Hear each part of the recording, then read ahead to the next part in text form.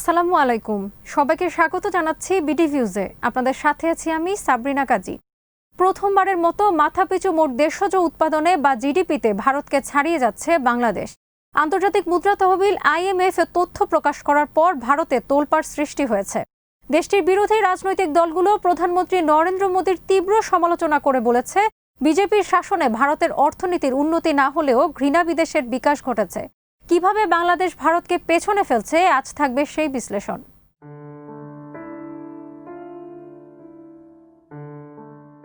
আন্তর্জাতিক মুদ্রা তহবিল IMF বলেছে, চলতি বছরে বাংলাদেশের মাথাপিছু জিডিপি হবে $1,888।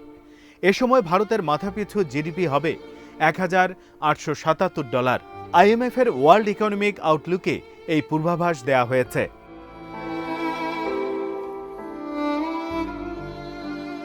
করোনার এই সময় ভারতের অর্থনীতি অতিমাত্রায় সংকুচিত হবে বলে IMF বলছে। সে তুলনায় বাংলাদেশে এবার ইতিবাচক প্রবৃদ্ধি হবে। এ কারণেই এগিয়ে যাওয়ার সুযোগ এসেছে বাংলাদেশের সামনে। যেমন চলতি বছর বাংলাদেশের প্রবৃদ্ধি হবে 3.8%। বিপরীতে ভারতের জিডিপি প্রবৃদ্ধি কমবে 10.3%।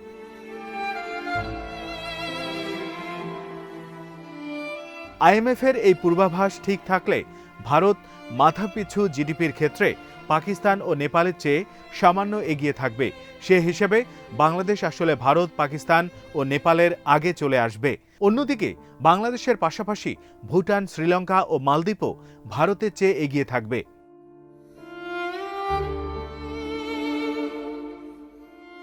ভারতের ইকোনমিক টাইমসের এক প্রতিবেদনে বলা হয়েছে, ভারতের কেন্দ্রীয় ব্যাংক বা RBI অর্থনৈতিক সংকোচনের যে পূর্বাভাস দিয়েছে, বাস্তবে সংকোচন তার চেয়ে অনেক বেশি হবে। RBI এর হিসেবে দেশটির অর্থনীতি গড়ে 9% সংকুচিত হবে। এর আগে বিশ্বব্যাংক পূর্বাভাস দিয়েছিল, চলতি অর্থ বছরে ভারতের অর্থনীতি 9.6% সংকুচিত হবে।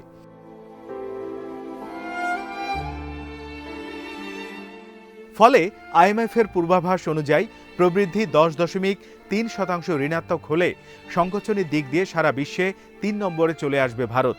সংকোচনে ভারতের তুলনায় এগিয়ে থাকবে কেবল স্পেন ও ইতালি।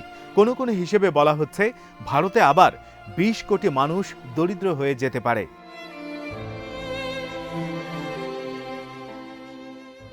তবে এবার বাংলাদেশের তুলনায় পিছিয়ে পড়লেও আগামী বছরেই ভারত বেশ ঘুরে দাঁড়াবে বলে পূর্বাভাস দিয়েছে IMF। যেমন 2021 সালে দেশটির প্রবৃদ্ধির হার হবে 8.8% এবং ডলারের বিপরীতে মাথাপিছু জিডিপি 8.2% বৃদ্ধি পাবে। সেখানে বাংলাদেশের হবে 5.4%। অর্থাৎ আগামী বছরই আবার বাংলাদেশকে পেছনে ফেলবে ভারত।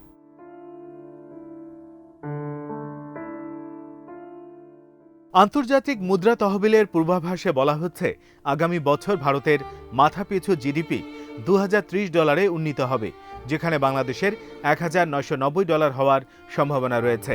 তবে এটা ঠিক যে গত কয়েক বছরে মাথাপিছু জিডিপিতে ভারতের সঙ্গে ব্যবধান অনেক কমিয়ে এনেছে বাংলাদেশ।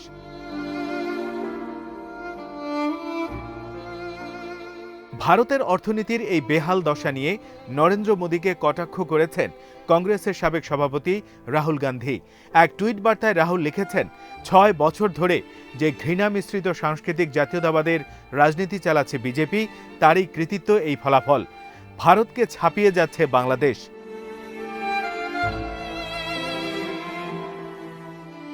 রাহুল গান্ধীর সমালোচনার জবাবে মোদী সরকারের দাবি, ভারতের জিডিপি বাংলাদেশের 11 গুণ বড়। ক্রয় ক্ষমতার সমতা বা PPPর ভিত্তিতে চলতি বছর ভারতের মাথাপিছু জিডিপি $6,284 আর বাংলাদেশের $5,139।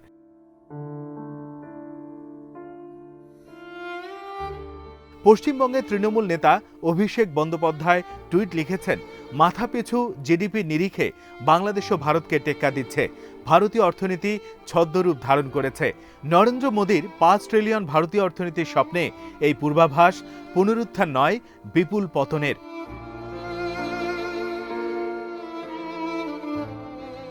IMF এর প্রতিবেদন অনুযায়ী চলতি বছর সবচেয়ে বেশি জিডিপি প্রবৃদ্ধি অর্জন করা বিশ্বের শীর্ষ 3 দেশের একটি হবে বাংলাদেশ। বাংলাদেশের চেয়ে এগিয়ে থাকবে শুধু গায়না ও দক্ষিণ সুদান। সব মিলিয়ে চলতি বছরে মাত্র 22টি দেশের জিডিপির প্রবৃদ্ধি ইতিবাচক হবে।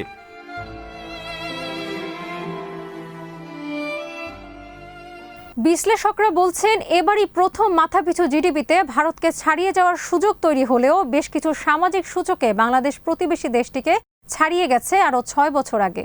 যেমন ভারতের মেয়েদের তুলনায় বাংলাদেশের মেয়েদের শিক্ষার হার বেশি ও জন্মহার কম।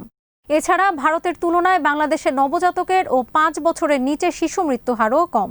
নোবেল বিজয়ী বাঙালি অর্থনীতিবিদ অধ্যাপক অমর্ত্য সেন তার নিজের দেশ ভারতের তুলনায় সামাজিক সূচকে বাংলাদেশের এই সাফল্যের কথা বারবার লিখেছেন।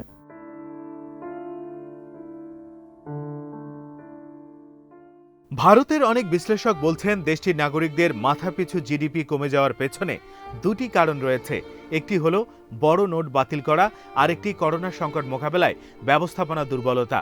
ফলে ভারতের অর্থনীতিতে বড় ধরনের আঘাত আসে। অন্যদিকে জিডিপিতে বাংলাদেশ কয়েক বছর ধরে ধারাবাহিকভাবে ভালো করছে। করোনার সময় ইতিবাচক প্রবৃদ্ধি আশা করা হচ্ছে। তবে ভারত আগামী বছর আবার ঘুরে দাঁড়ালে মাথাপিছু জিডিপি বাংলাদেশকে আবার ছাড়িয়ে যাওয়ার সম্ভাবনা রয়েছে।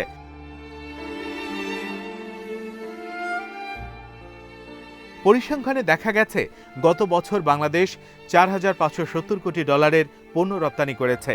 ২০১৫ সালের পর থেকে বাংলাদেশের রপ্তানি আয় বেড়েছে ৪৪%। বিপরীতে ভারতের অর্থনীতি কয়েক বছর ধরেই খারাপ যাচ্ছে। বিশেষ করে নরেন্দ্র মোদী ক্ষমতায় আসার পর থেকে অর্থনীতি আর ঘুরে দাঁড়াতে পারেনি। অথচ ৫ বছর আগেও ভারতের মাথাপিছু জিডিপি ছিল বাংলাদেশের তুলনায় ৪০% বেশি।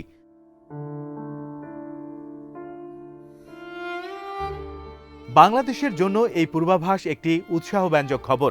বাংলাদেশের মাথাপিছু আয় বৃদ্ধি অবশ্যই ধারাবাহিক অর্থনৈতিক উন্নয়নের ফলাফল।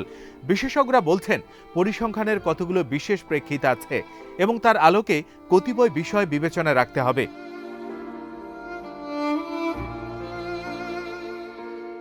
একটি বিষয় ভুলে গেলে চলবে না যে ক্রয় ক্ষমতা সমতা বা পিপিপির বিবেচনায় একই পরিমাণ অর্থ দিয়ে বাংলাদেশের চেয়ে ভারতে বেশি পণ্য কেনা যায়। ভারতের নাগরিকদের প্রকৃত ক্রয় ক্ষমতা বাংলাদেশের চেয়ে 22% বেশি। এর মানে হলো বাংলাদেশের মাথাপিছু আয় হয়তো বেশি হতে পারে, কিন্তু ভোগ সন্তুষ্টি ভারতের নাগরিকদের অনেক বেশি।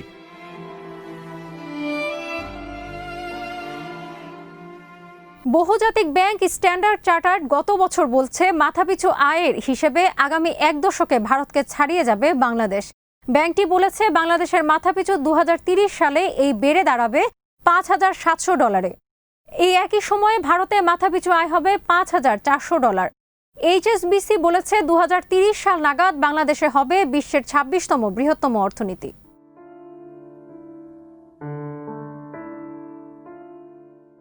ভারতের তুলনায় অর্থনৈতিক ও সামাজিক নানা সূচকে বাংলাদেশের এগিয়ে থাকা নিয়ে ভারতের বিখ্যাত সাংবাদিক করণ থাপারের একটি নিবন্ধ সম্প্রতি বেশ আলোচিত হয়েছে। হিন্দুস্তান টাইমসে থাপার লিখেছেন, বাংলাদেশ স্বাধীন হওয়ার পরপরই মার্কিন কূটনীতিবিদ হেনরি কিসিঞ্জার এদেশকে একটি তলাবিহীন ঝুড়ি বলে উল্লেখ করেছিলেন।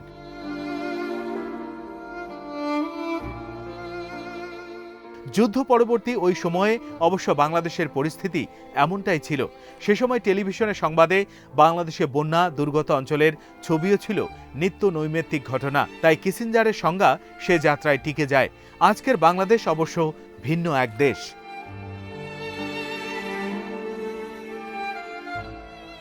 করণ থাপা লিখেছেন, বিজেপি পাণ্ডাদের প্রিয় গরু খেতে কোনো বাংলাদেশি ভারতে যায় না, বরং ভারতীয়রাই বাংলাদেশে আসে। কারণ তারা জানেন ভারতে বৈধ নাগরিক হলেও জীবনের কোনো মূল্য নেই। তার চাইতে বরং বাংলাদেশে অবৈধ উইপোকা হয়ে বেঁচে থাকা ভালো।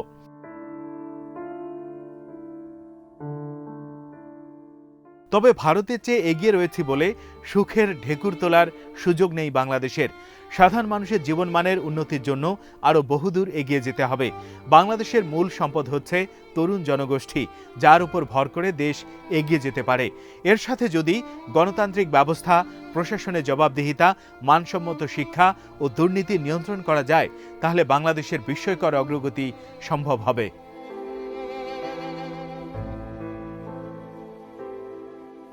আজ এখানেই শেষ করছি। সবাই ভালো থাকুন, সুস্থ থাকুন আর দেখতে থাকুন বিডি ভিউজ।